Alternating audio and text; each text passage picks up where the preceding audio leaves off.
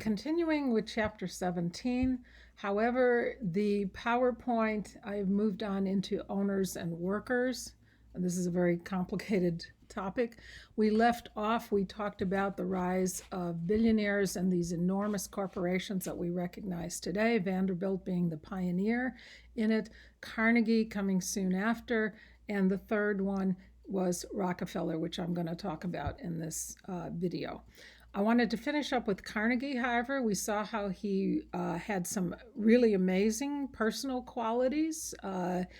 So in his case, survival of the fittest might work a little bit because he did have some pretty rare managerial and visionary qualities, and he did work very hard at it.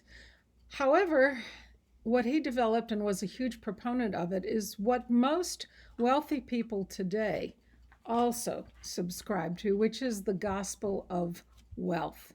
So I'm working with slides 9, 10, 11 in here with Carnegie. Absolutely competition, no question about it. This is capitalism, and there is no government regulation whatsoever. These guys pioneered it. On the other hand, as he got older, Carnegie, as we saw, withdrew from the industry and devoted the last 18 years of his life to philanthropy, to charity. So if you want a hashtag for Carnegie, it is competition, but tempered with charity. And I'm quoting Carnegie here because he says it much better than I can. The man who dies rich dies disgraced. Not very American.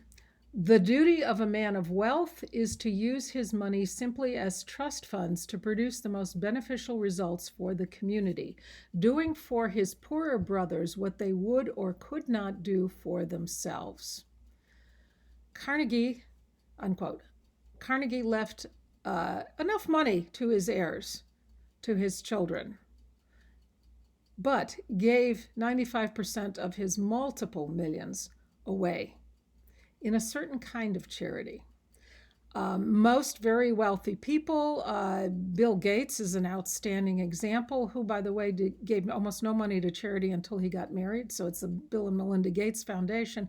They give almost all their wealth away to health initiatives around the world, particularly in the third world. So do most wealthy people. They give a large portion away to charity. That is the gospel of wealth. A gospel is a religious book. So this is, according to Carnegie, the religion of wealth, his religion of wealth. And he gave it away in a very special way. If you look at slide number 10, under owners and workers, you will see a building that is in Lockhart today, just off the main square. And this is one of thousands of buildings that Carnegie financed and had built in small towns and in cities all around America. These are Carnegie libraries. He gave his money to causes, not to direct charity. He did not pass out money to poor people. What he did was give money to things that poor people could use to better themselves. He did give almost all of it away, but never in direct charity, in indirect charity. He gave it to causes that would help workers, especially the public libraries. Over 2,000 of them, not only here, I've seen a number of them in different cities here, and also in Canada, and I've seen a few in Canada. These were beautifully built buildings, lovely designs. They were supposed to be temples of knowledge. The one in Lockhart has stained glass windows in it. And he provided the books in the library too. So people had the opportunity to better themselves. He also, of course, Carnegie Hall, we all know, in New York City, he donated to peace organizations. There is Carnegie Mellon University as well, to research, all kinds of things that would help poor people. On the other hand, as one of his workers said, and I'm quoting, "After working 12 hours in a steel mill, how can I go to a library?" Good point. He did not pay his workers terribly well, and they worked long hours, 6 hours a day. But he did take most of his money and devote it to charitable causes, particularly libraries. Take that any way you want. The other guy, is Rockefeller on there. And Rockefeller starts with slide 12. You see a picture of Rockefeller walking with some of his lieutenants. And every time I show that picture, my class always says, there's a mafia don. Not so far from the truth. Very similar to that. Rockefeller did a different kind of business. Carnegie, as we saw, not only got into steel, he got into every aspect of the steel business. So if he needed a railroad to bring the coal to the steel plants, he built the railroad. He bought the coal fields. He bought the railway cars. He bought the iron ore fields north of Lake Superior. He owned every facet of the steel making business. The other man, whose name we all know about, is John D. Rockefeller.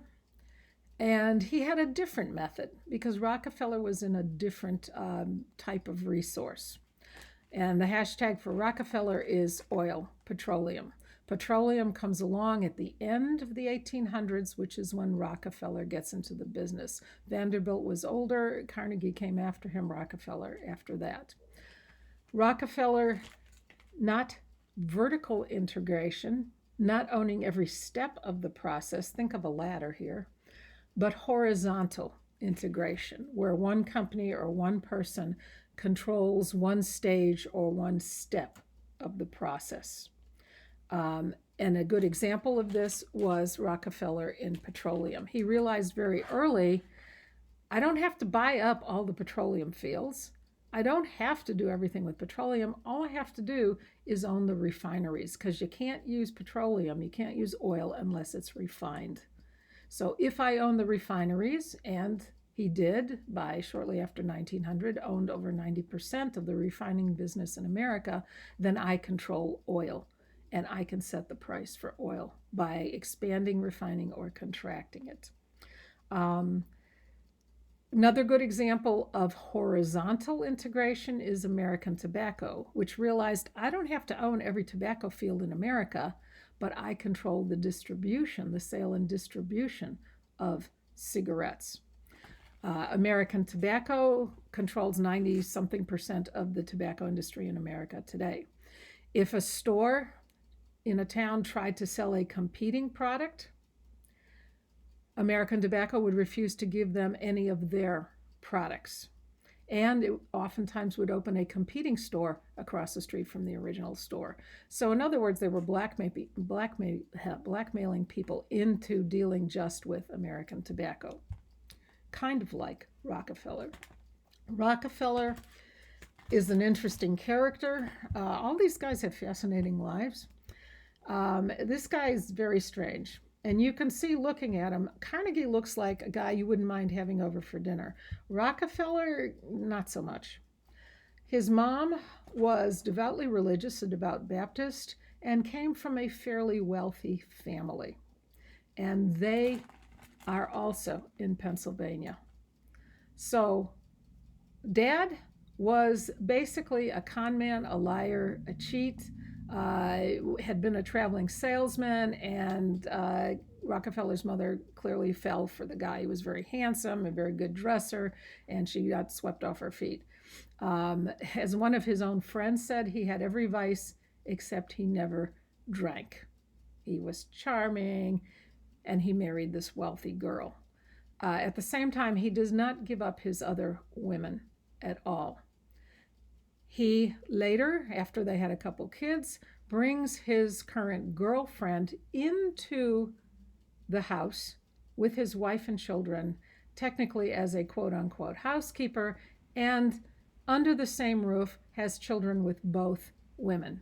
Later on, he dumped both of those and ran off with a third woman. So the father is clearly, there's something seriously wrong here.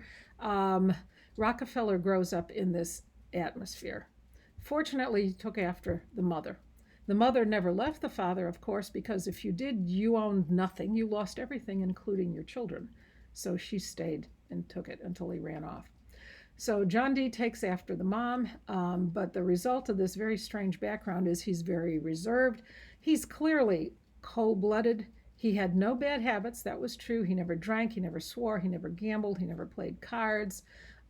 He even taught Sunday school every Sunday, visited the sick in the hospital, was a good in quotes, Christian, did all the good Christian things that he should do, but he kept his business records in one drawer and his church material in the other. He grew up middle class. The example that is always used, rags to riches, besides the fictional Horatio Alger, is Andrew Carnegie. Carnegie was a rags to riches story. Take a look at the background of the thousands of millionaires and find out the percentage that were actually rags to riches. Carnegie is always used as the example because he's a stunning example of it. Most of these people were not. And Rockefeller is one who clearly, he went from upper middle class to incredibly wealthy, like most of them.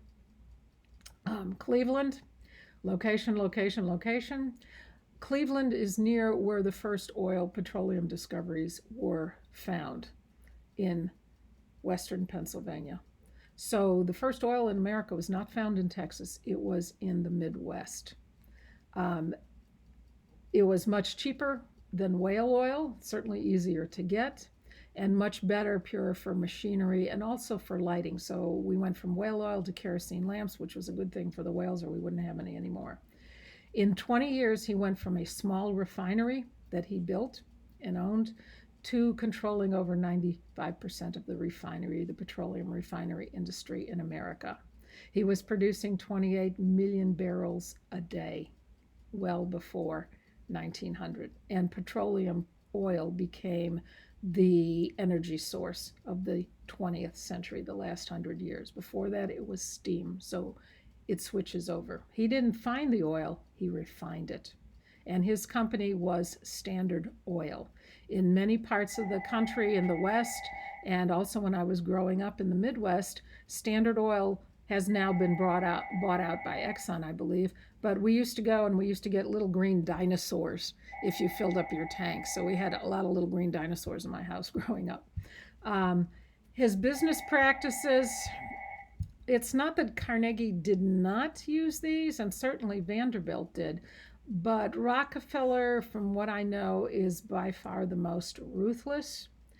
He was fair, but absolutely relentless. How did he create a monopoly of refining? Basically the same way the others did, by undercutting prices, including well below cost, until he eliminated the competition. He would come and try and buy you out if you had a small refinery, offer you a fair price. If you wouldn't sell, then things got ugly. And it does have a long record of sending spies, using bribes, sabotaging. Remember, this is the petroleum industry. Things can catch fire pretty quickly. And if all else fails, he would send a goon squad. He never went, but he would send his men to break legs, to burn stuff. I don't know about killing, but certainly rough up people. He never did this. He was teaching Sunday school at the same time. He pressured the railroads for special deals, for low prices, and also to give them information on his competitors. So he used any means possible, and this has been well documented with Rockefeller. He also, later on, as he became more wealthy, did get into horizontal integration. He did build his own oil barrels, for example. He built custom railway cars. He made sure that other companies were dependent on his equipment. He bought pipelines. He did buy oil fields later on, but he started out monopolizing the refining business. Quote from Rockefeller, I think, is very good. Do unto others as they would do unto you, but do it first. Again from Rockefeller, I believe the power to make money is a gift from God. It is your duty to get rich. To make money is to preach the gospel. So his gospel of wealth is a little different than Carnegie's. He said, and he actually was quoted as saying, it is survival of the fittest. So clearly, if I'm a wealthy man, I must be the fittest physical specimen.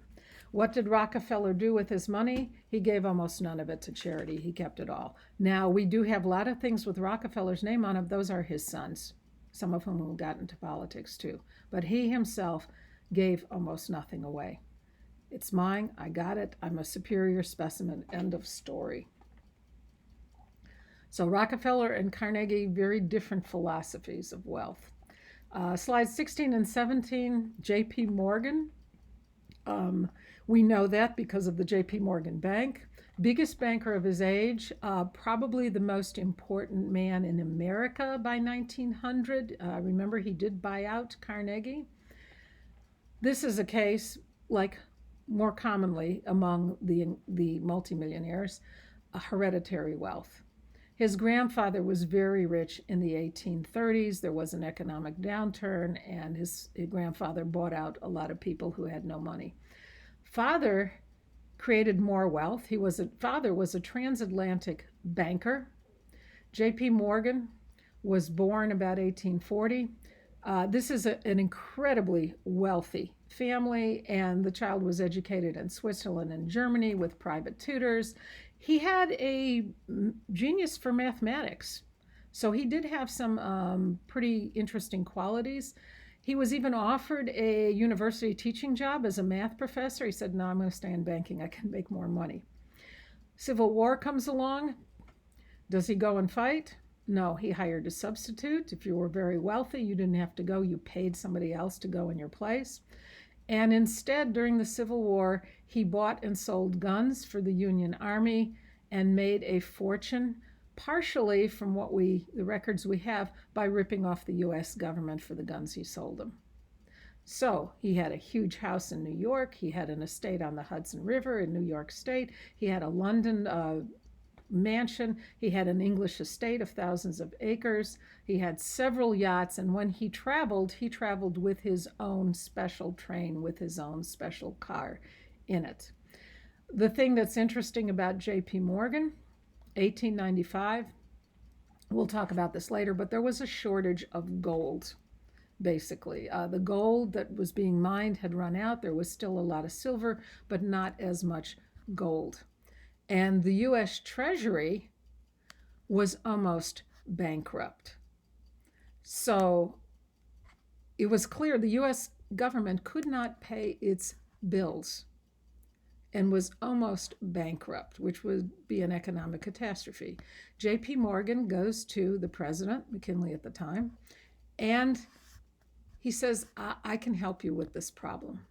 And the president says, please, I need the help. We don't have any funds in the U.S. Treasury. J.P. Morgan organized a private syndicate, a bunch of wealthy friends of his, to buy U.S. Treasury bonds, in other words, paper that said the U.S. government would pay them back. And they bought these bonds with gold from their own private reserves. So the U.S. government actually got gold back. There was no paper money then. These are paper bonds, not paper money. This stabilized the stock market, which was on the verge of collapsing. It saved most of the banks in the country, and it absolutely saved the economy and the credit of the U.S. government. Now, of course, these guys didn't do it out of the goodness of their heart. When they later on cashed in the bonds, they made quite a lot of profit. And it is J.P. Morgan, with the profit from the gold bonds, who tries to buy out Carnegie and finally does. Schwab said of Morgan and Carnegie, and I'm quoting, "A struggle is inevitable, and it is a question of the survival of the fittest." And Morgan bought him out, and Carnegie retired. So J.P. Morgan was bigger, richer, and more important than the U.S. government in 1900. He also bought out railroads, sometimes when they went bankrupt, sometimes when they didn't. He owned, around 1900, General Electric, AT&T, International Harvester, and of course, an entire banking and railroad industry. So you want to talk big bucks, J.P. Morgan was the richest of all of them. I am going to start with the next section and see how far I get. The next section under owners and workers, the file owners and workers, are the other side of the equation, which is the workers. Workers are not paid very well. There is no government regulation. The deck is stacked against them. There is no job security. You can be fired at any point. No one can interfere. There's no regulation of any business. And because there are a lot of workers around, an excess of workers and immigrants coming in all the time, over the years, pay scales steadily went down. Little by little, they are being cut. There are only two things workers can do. They can either organize together, because a bunch of people is a whole lot more powerful than a single person. Or the other alternative, once they're organized, they can strike. They can stop working. That's the only two tools that they have in their toolbox against these incredibly powerful, very large businessmen. So first I want to talk about the workers' organizations a little bit, and in the next video I will talk about the strikes. Most people know nothing about this. This is the other side of the incredibly wealthy multimillionaires. Workers organize all the way through. The women who worked in the early mills in New England and the first textile mills in the 1830s, they began to organize themselves, very young girls. After the Civil War, as these companies become larger and larger, it's very clear that workers need to organize to have some leverage. The first workers' organization, I don't care about the dates, but if you look at that, 1869, that's very early after the Civil War. And this was an organization called the Knights of Labor, after the Middle Ages Knights. Very loosely organized. It almost like a fraternal organization like the Elks Club or the Rotary Club, more like a club than any kind of a union that we would recognize today. They accepted anybody who was a working man. The goal was unify all workers for better conditions. So they have a very vague goal to start out with, to make things better for workers. That's a problem. How do you target that? How do you do that? They included a good number of women who were working in factories, and also a good number of African Americans, anybody who worked for a living. What's the definition of rich? Somebody who doesn't have to work with his hands for a living, I think, is a good definition for the times. It slowly disintegrates because it is more of a social organization than an actual active workers' organization. They had talks, they had speeches, they had picnics, they had local clubs, but they don't do too much activity. They don't do too much with dealing with owners. The second organization, 1886, a little bit later, is still around today, and they were much more successful because they organized in a different way. The AFL, American Federation of Labor, still exists today, is still active. This is a national association of craft unions. Okay, everybody who worked in a certain type of industry had their own organization, and what the AFL did was join them all together under one big umbrella. So, for example, today, the Carpenters Union is part of the AFL, and the Plumbers Union, and the Electrical Workers Union, and the Air Conditioning Heating Workers Union. Welders are part of the AFL, people with specialized skills. As a result, they were much more successful. Think about this. The Knights of Labor had so many people and were so general, they really couldn't organize any kind of a central strike. But think about 106 degrees in Austin, Texas, and the air conditioning repairmen are out on strike. It's not going to be too long before they get what they want. Or let's say all the plumbers in Texas go on strike. Probably not going to be too long before they get what they need. They monopolized a special skill, a special trade, and they had a lot of leverage that way. They controlled an industry. They had very specific goals. They wanted lower hours. They wanted better working conditions. They wanted higher salaries. By 1904, there are 2 million members, which was about a third of all the skilled workers. No women, because most women were not in these kind of skilled trades.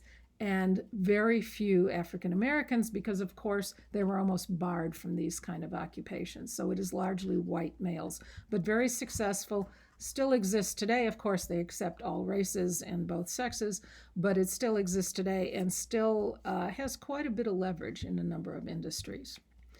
Other organizations, the Women Trade Union League, this again were immigrant women largely, in factories. What did they want? They wanted better working conditions and to keep at least the wages the same, because wages kept going down because there was an unlimited amount of workers. So supply and demand here. They depended on the market. Sometimes they did organize strikes, sometimes were successful, often not, because there's just too many workers. You went out on strike, you were fired on the spot, and they could walk out on the street and get 100 other young girls who would work in the factory the next day. So you got to have leverage here. The last organization I think is the most interesting, the IWW, the International Workers of the World. If you look at that next slide, you can see their poster, the IWW poster, looks a whole lot like a communist era propaganda poster. They came before the communist revolution. They become a large organization in 1905. They were called the Wobblies because if you say IWW really fast, it sounds like wah, wah, wah. And they were called the Wobblies, originated in Chicago, which was a hotbed of union organization. They went back to the idea of taking all workers, especially the unskilled workers in factories, and Chicago had a lot of unskilled workers in factories. They, at their biggest, did not have millions. They had 100,000, but many more people joined and left and joined and left. Their motto, an injury to one is an injury to all. Workers of the world unite was also their motto. And they accepted the idea, and I'm quoting from their own material, "It is our purpose to overthrow the capitalist system by forcible means if necessary." So these are pretty radical, but they come 15 years before the Russian Revolution, which kind of had the same goal. So they are out to better workers' conditions. If things do not improve, we will overthrow the whole system. Not surprisingly, the public disliked them. Government and the public were afraid of them because they committed themselves to violence. We will be violent if necessary. They existed for decades and then slowly faded into other organizations, but pretty radical for the times. Things were not very good in the factories, which we will talk about in the next chapter. Okay, I'm going to stop there. Workers can either do one of two things. They can either organize, those are the organizations, or once they have an organization, they can strike, they can stop work. And I'm going to talk about those in the next video. Take care and have a good day.